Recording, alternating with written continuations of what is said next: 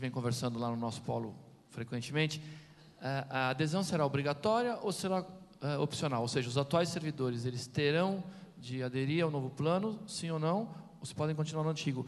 E no caso do avanço, por progressão, você definiu que 70% dos critérios atendidos, eles avançam na progressão, de acordo com a assiduidade, participação na formação, fluxo e o IDEB do município. Os dois primeiros, a assiduidade e a participação na formação, soam um pouco mais como uma obrigação profissional, menos como resultado de contribuição agregada. Se os pesos forem iguais, me parece que você não privilegia tanto o mérito. Eu queria saber qual é o peso entre os quatro. E a segunda parte da pergunta é para o Alexandre. O diretor é a posição-chave, acho que isso é a consenso de todos aqui. No nosso plano, que também está seguindo nesse mês para aprovação, existe uma atenção muitíssimo especial à figura do diretor, que eu tenho visto pouco nas discussões dos planos de carreira, que estão muito focados na questão dos professores.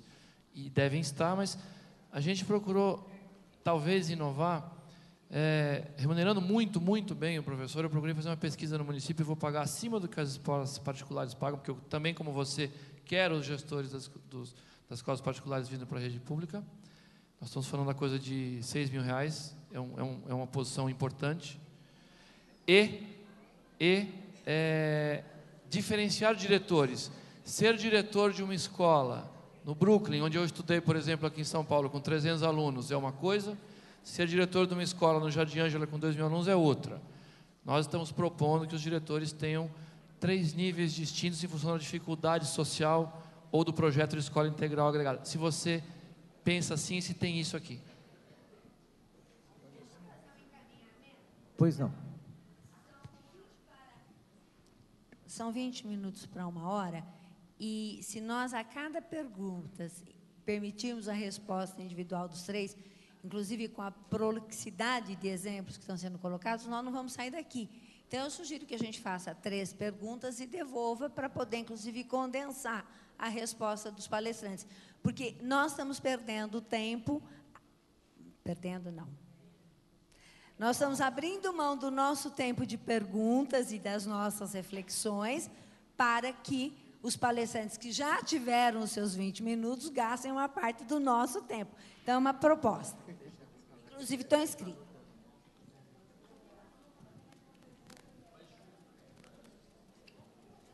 Vai fazer em bloco, então? Tá. Pode seguir? Aí sou eu mesmo, alguém desistiu.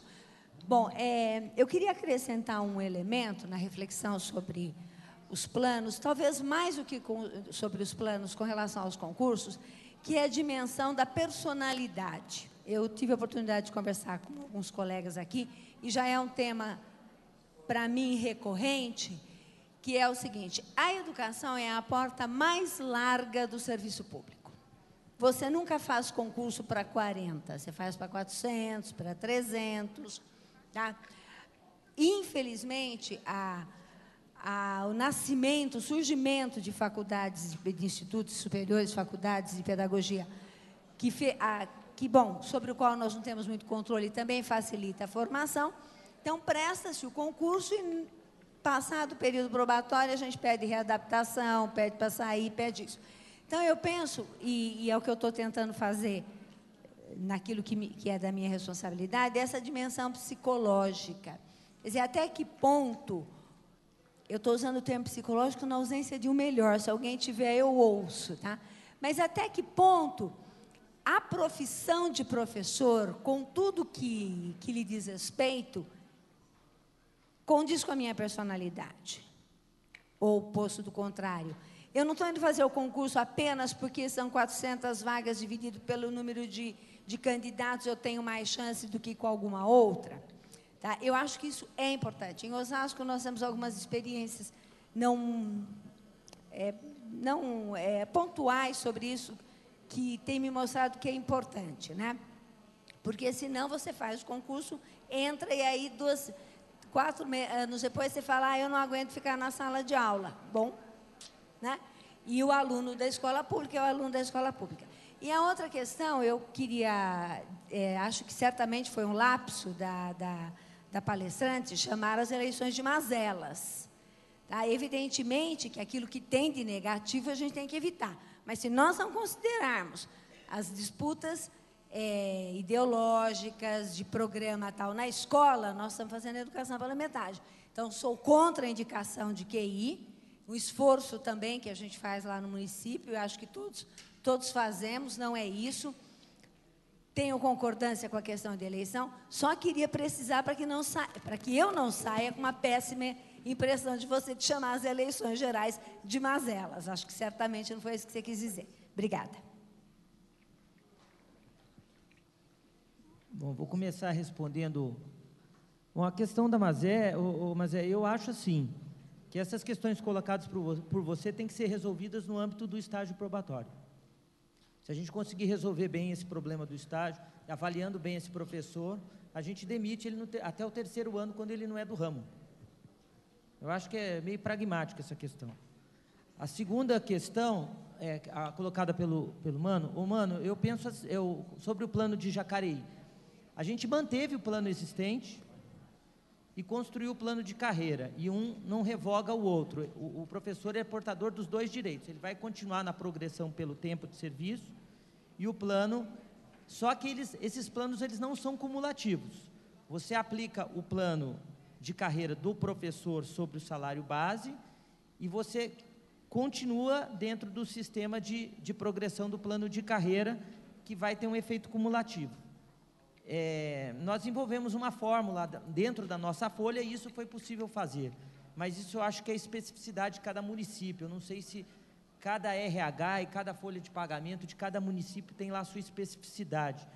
Nós tínhamos que dar conta nós achamos que era uma questão política muito delicada mexer no plano existente, né?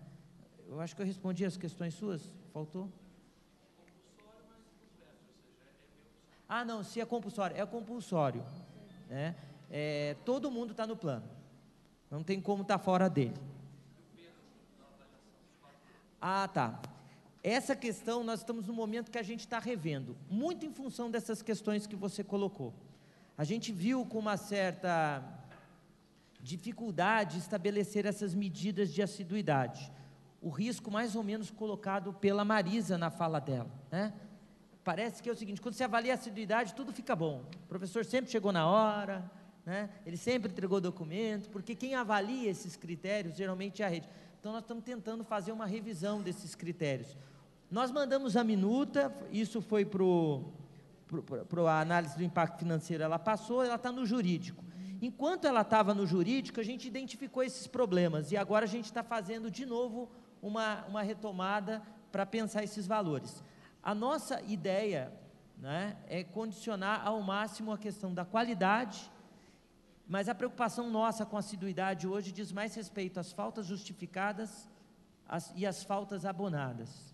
É esse critério de assiduidade que a gente está elencando como vetor muito importante, para ver se a gente diminui o número de afastamentos da rede, de faltas justificadas, essa indústria do atestado que a gente sabe que existe dentro dos municípios, não é?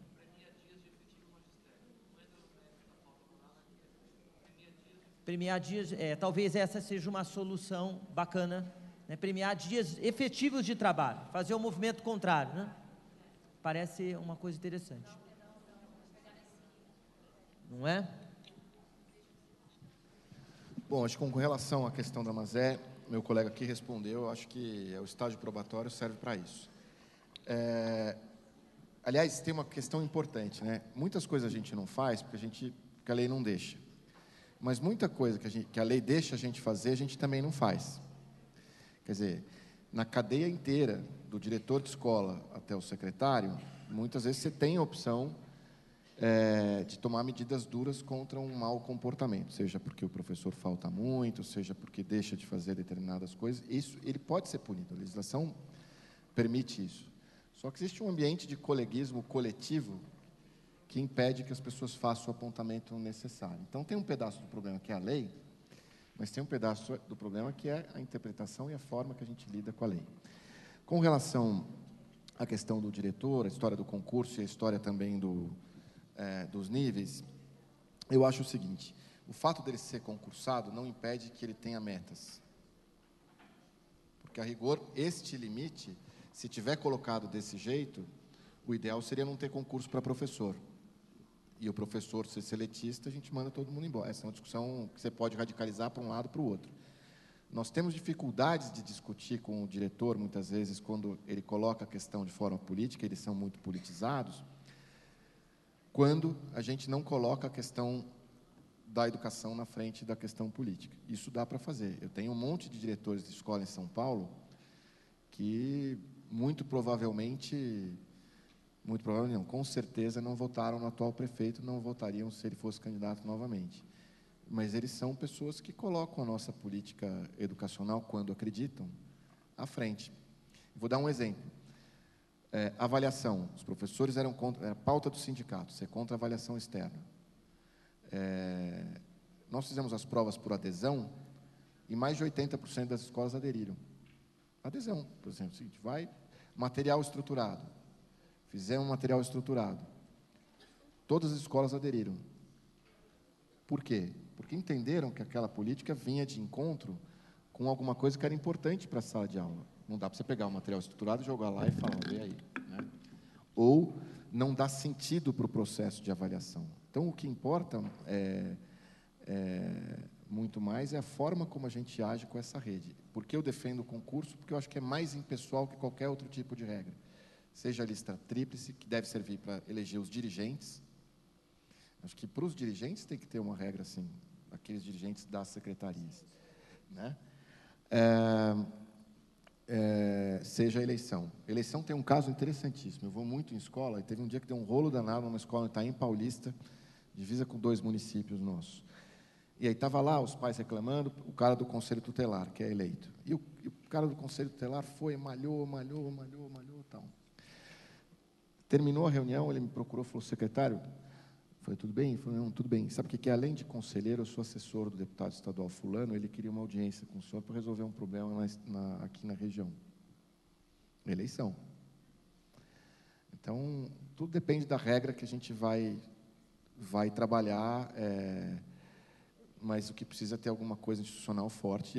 Eu não acredito que exista outra melhor do que o concurso hoje. E acho que dá para exigir desempenho das pessoas, sendo concursadas ou não. Porque se fosse assim, a polícia não trabalharia, não é verdade? Você tem mais de 100 mil policiais. Tem policial que é corrupto, tem policial que bate, mas a grande maioria trabalha, porque senão ia ser um caos. Então, a questão é como a gente vai conseguir, com as regras que a gente tem, fazer o melhor. Porque reclamar do envolvimento dos professores, da legislação e dessas coisas todas, a gente já tem a imprensa para fazer isso. Com relação a pagar pela dificuldade, eu sou muito favorável. Nós temos muito problema em São Paulo. Você usou, aliás, 2 bairros muito relevantes, porque tem um que todo mundo quer trabalhar e tem o outro que é bem difícil. Em São Paulo tem um problema mais sério. A lei, que é uma lei muito bem feita, foi feita na época da Erundina, foi feita para a saúde e acabou sendo para todo mundo. Usava só a distância do centro como regra principal. Hoje, por exemplo, a favela de Paraisópolis não tem um adicional para os profissionais que trabalham lá, mas o Real Parque, no meio da avenida, uma escola bonita, tal, não sei o quê, tem, porque ela está mais distante do que a favela de Paraisópolis do centro. Então, a gente mudou a lei, inclusive, para que a gente possa ter um critério, a gente possa definir um critério socioeconômico e aquele que seja mais interessante para a gente prover os cargos de professor a diretor. Uma dica que eu daria é o seguinte, quanto menos puder amarrar na lei, melhor. Se você puder amarrar na lei um princípio e deixar parte dessa regulamentação para o decreto, vai ser melhor para você, para o prefeito e para quem vem depois. Porque o mundo muda, né? Então, você ter que ficar toda hora mudando lei também não é muito razoável. Então, boa parte dos critérios, por exemplo, eu tenho certificação de professores lá. A gente tem uma série de critérios que nós colocamos na lei e que vão ser feitos por medidas internas, ou do prefeito ou da própria secretaria. Eu acho que isso é mais prudente e também pode levar a um processo mais rápido por parte de vocês. Tá bom? Não sei se eu respondi tudo que você... Olha, eu gostaria de dizer o seguinte, eu acho que essa questão da democracia, que passa pelos diretores, que passa por tudo isso, a gente tem um limite que nunca é muito claro. onde é que o recrutamento para alguma atividade na sociedade, seja ela qual for, tem que ser por merecimento, por conhecimento, ou quando a liderança e o projeto político é importante, aí tem que ser pelo voto. E eu acho que a gente faz... Em alguns momentos isso não é claro, em outros a gente faz confusão. Um exemplo que eu sempre dou, assim, para tentar deixar claro, é o seguinte: o democratismo, que é a coisa de eternas assembleias e tudo é voto, não é a solução. Por exemplo, não adianta perguntar para um analfabeto por qual é o método que ele quer ser alfabetizado. Justamente porque ele não é alfabetizado, ele não tem competência técnica para palpitar sobre isso. Então, no ambiente de uma escola, eu acho que é fundamental a participação da comunidade no conselho escolar. Isso é condição da democracia numa escola, né?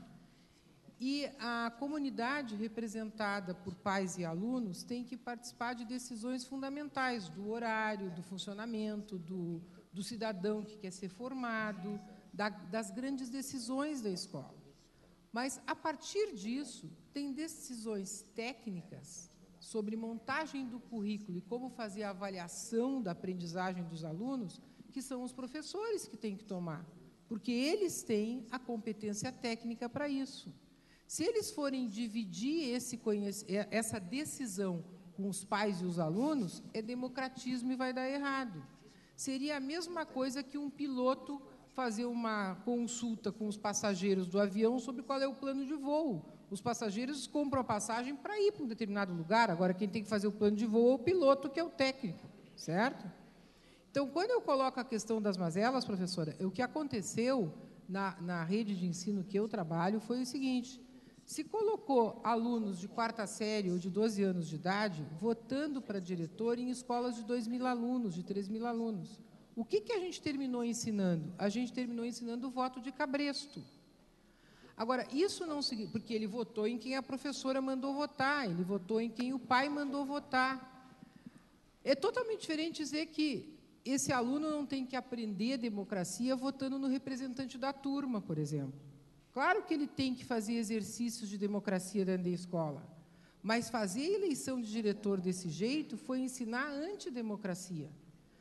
Muitas vezes se dividiu a escola em 2 grupos antagônicos de professores por razões muito mais externas à escola do que internas de projetos pedagógicos, e se inviabilizou o trabalho pedagógico dentro da escola depois, porque ficaram brigando muitas vezes por contrato, por cargo. Muitas vezes o diretor candidato garantiu para ter voto de um colega que ele fosse para a biblioteca. Eu te tiro da sala de aula porque tu quer sair da sala de aula desde que tu vote em mim. Foi isso, muitas vezes, que nós levamos para dentro das escolas públicas ao levar o processo de eleição de diretores para dentro das escolas. Porque nós somos humanos, porque nós vivemos uma sociedade onde se troca o voto, muitas vezes, por essas coisas. Agora, eu acho que democracia, na sociedade geral, só se aprende fazendo mais democracia, não tem saída. Agora, qual é a democracia que a gente tem que fazer em cada lugar, em cada momento, inclusive para ensinar democracia para os nossos alunos? Então, não é botando uma criança de 12 anos a escolher um diretor de uma escola de 3.000 alunos. Nós estamos ensinando a antidemocracia, muitas vezes, para eles. Agora, o que a gente faz? Ele vai escolher o representante de turma. O que o conselho escolar vai decidir?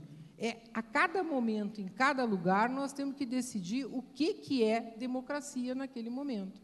E eu acho que não tem saída. Não existe democracia sem escola pública forte e não existe escola pública forte sem democracia forte. E esse é o caminho para fazer desse país um país grande, um país fraterno, um país justo para todos os brasileiros. Muito obrigada.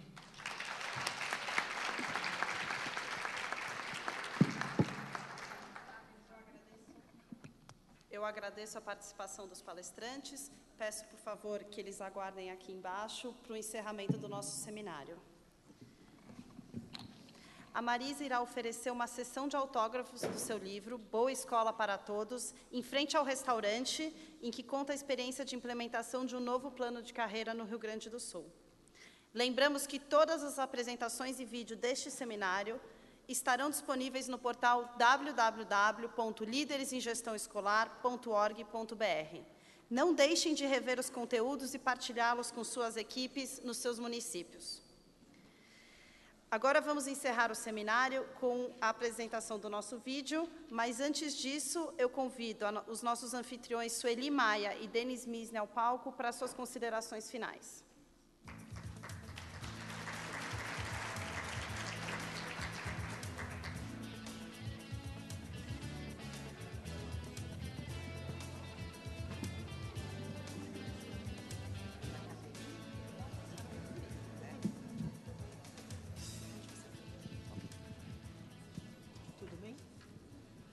Bom dia, ainda não almoçamos, embora o plenário já esteja muito esvaziado, a gente vem aqui na frente, especialmente para agradecer por acho que posso falar em nome de todos aqui, por esses 2 dias e meio, em que nós trabalhamos, nós discutimos e aplicamos o que a Paula e a Ilona colocaram aqui, nada mais do que o livro Nota 10, aula Nota 10. Se a gente puder avaliar cada momento aqui, a gente vai encontrar no livro essas questões. Muito obrigada às duas. Aqui elas nos mostraram, as duas, como se recebe os alunos, como motiva, porque imagine nós, tantos alunos aqui, sentados durante tantas aulas, estivemos até bem comportados, não foi? Isto. Porque, antes de mais nada, nós estávamos aqui muito motivados. Esta motivação que nos prendeu aqui, de vez em quando uma conversinha aqui, outra lá, mas é importante a gente trocar um pouquinho os sentimentos que estamos sentindo naquele momento, mas ficamos motivados, aprendemos, discutimos, e mais do que tudo isso, deram uma cutucada, né? Nós saímos daqui cheios de dúvidas, há muita coisa para refletir, e como boas professoras que são professoras nota 10, para quem não prestou atenção nos painéis que estão aí, deixar a lição de casa. Tem lição de casa em cada um desses painéis. Você, só vou ler o primeiro, porque a gente está querendo encerrar. Você, como gestor, está preparado para dividir o poder e responsabilidade com as escolas da sua rede? Não vamos discutir. Não vamos discutir aqui. Vamos levar para casa a lição e vamos tentar responder isso.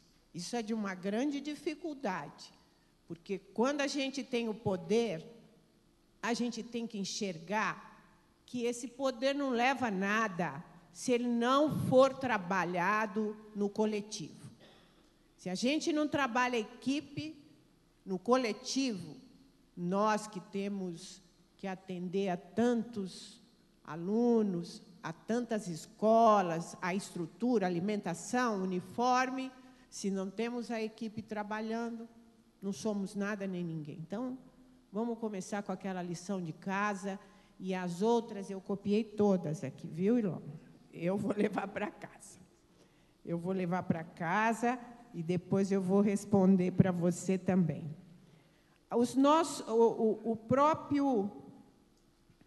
A própria discussão que nós iniciamos a Undime com a Fundação Lehman já demonstrou o grande respeito que a Fundação Lehman tem por nós gestores.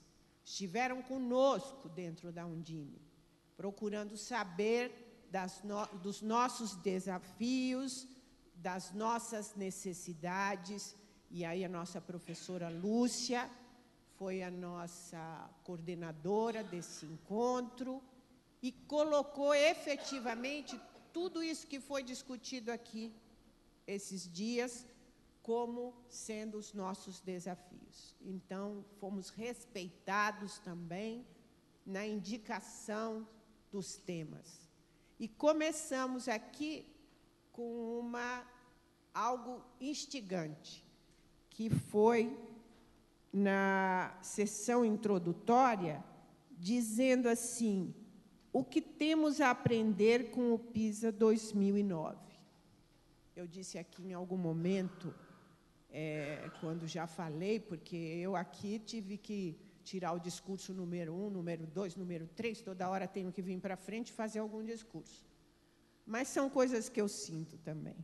Mas, nessa sessão introdutória, já ficou aquele gostinho de por que nós não resolvemos esse problema deste concurso, dessa prova de PISA, né?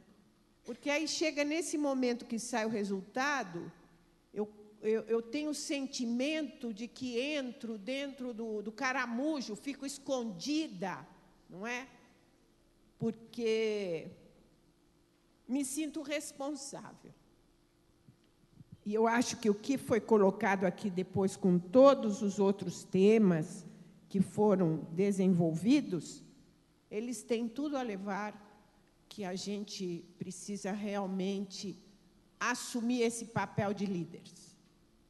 Aqui, quando a Ilona fez a aula, ela fez perguntas, né?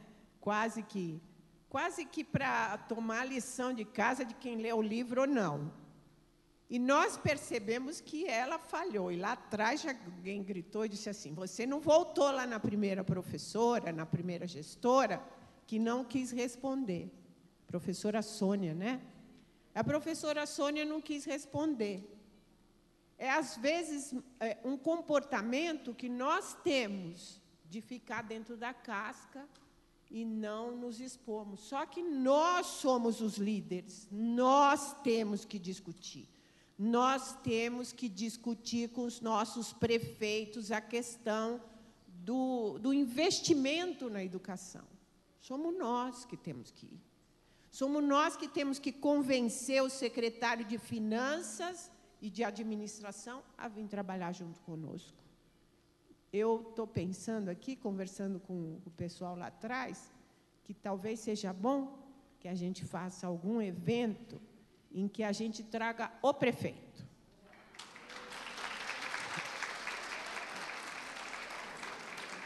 O prefeito, a princípio, a gente pode até aceitar que sejam os prefeitos que têm alguma ligação com a educação, mas nós queremos a maioria deles sentados durante algum tempo e enxergando tudo isso que foi falado aqui. E nós do lado cutucando, porque não deixa trazer secretário outro nenhum. Basta o prefeito e nós, secretários de educação. Eu acho que a gente vai caminhar mais rápido para essa educação de qualidade, que a Ilona e a Paula têm uma pressa danada. E eu que estou aí há 42 anos, só enxergo coisa boa. Acho que é lento, porque eu já virei o cabo da Boa Esperança, mas continuo com muita esperança. Nós vamos mudar, porque está na mão desse povo que está aqui. Estes são os líderes, e eles aqui demonstraram a preocupação, se colocaram, disseram por que vieram, e agora cada um vai nessas quase 400 municípios, e com certeza vão ter que se unir em grupo, né, mano? Unir lá com Jacareí, aprender a lição de Jacareí, para que a gente troque a experiência. Então, muito obrigada a você que permitiu esse evento que, na realidade, é uma festa da democracia. Obrigada.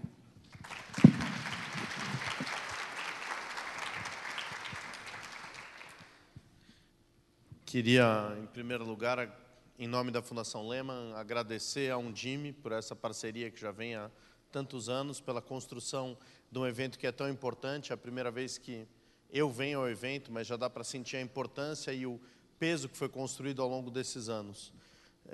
Tem uma frase que diz assim, né? Todo problema complexo tem uma solução simples, barata, fácil, imediata e errada, né?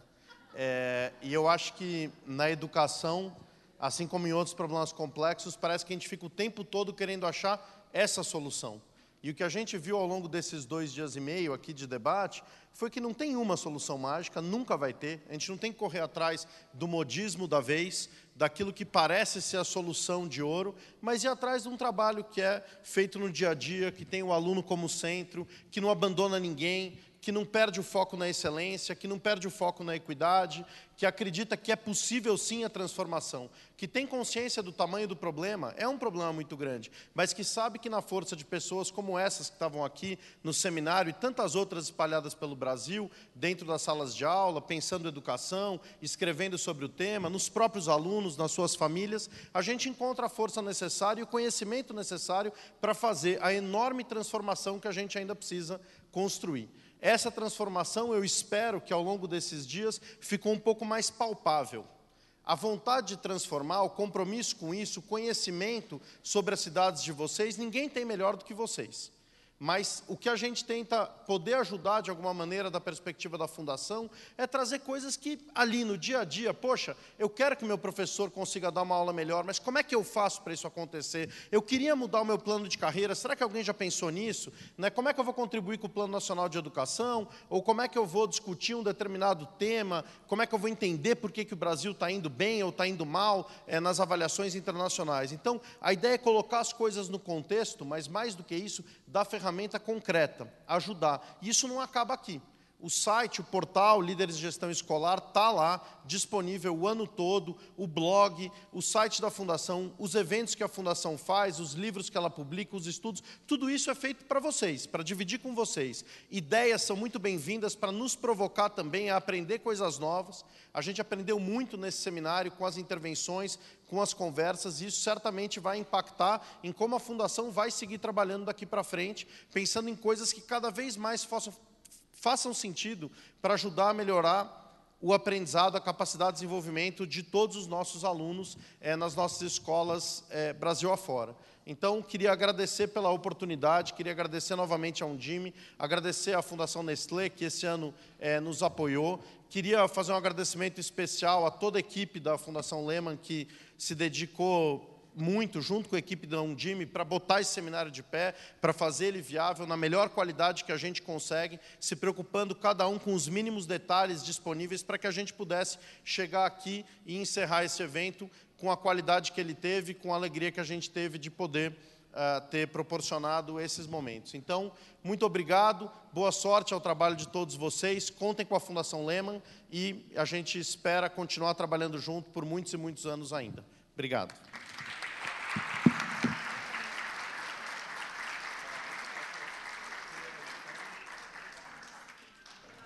E antes de eu tomar bronca da equipe que pensa em todos os detalhes, nós temos o vídeo dos melhores momentos do seminário. Quem quiser ver, é um clipe, não demora tanto assim, e a gente encerra com o vídeo. Obrigado.